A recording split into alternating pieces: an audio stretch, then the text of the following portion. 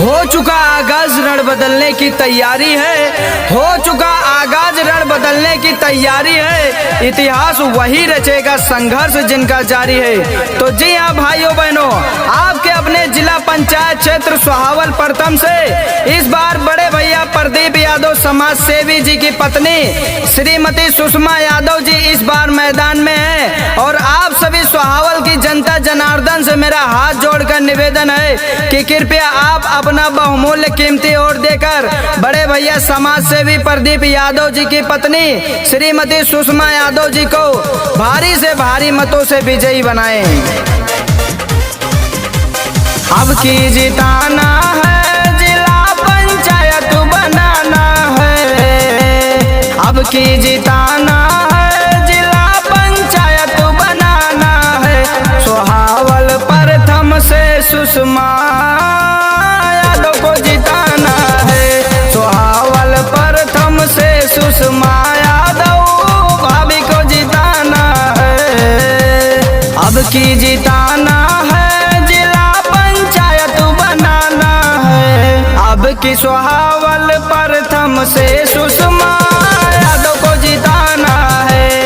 अब की जीत के परचम पूरे सोहावल में लहराना है। जी हाँ, अगर आप अपने क्षेत्र सोहावल प्रथम का विकास कराना चाहते हैं तो बड़े भैया समाज सेवी प्रदीप यादव फौजी भैया जी की पत्नी श्रीमती सुषमा यादव जी को जिताना है और सोहावल प्रथम की क्षेत्र में विकास की गंगा बहाना है।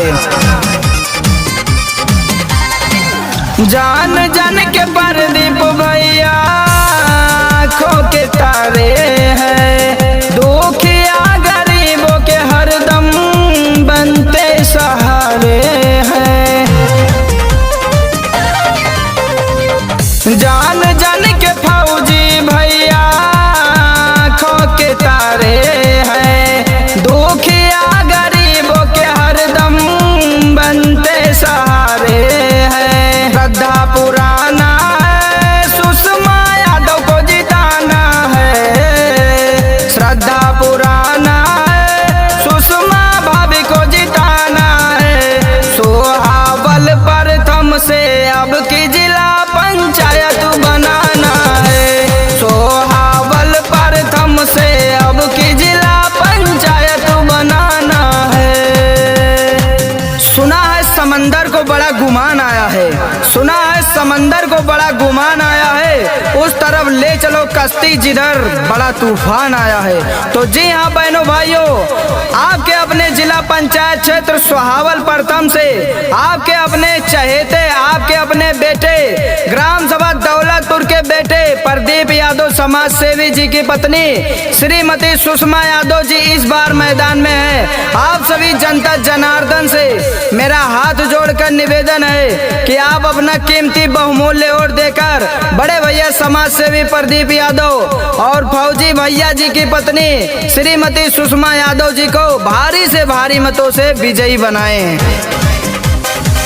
जाम के विकास होई गौवा जवार में, हर सुख सुविधा होई इनके सरकार में।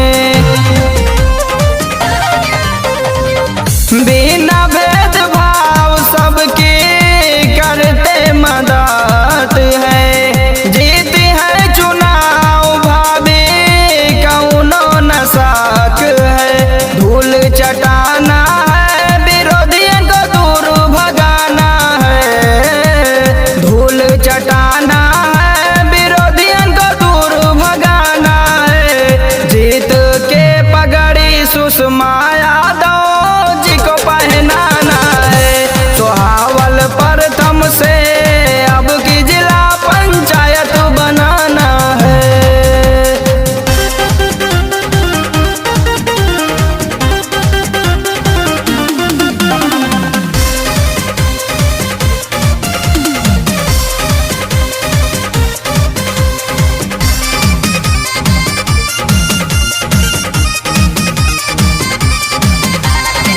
क्षेत्रों को सुषमा भाभी स्वर्ग बनाएंगे।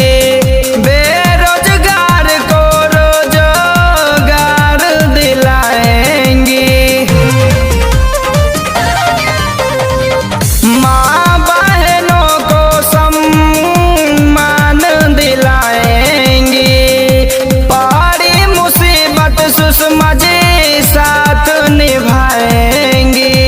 की जिताना है, जीत का तिलक लगाना है।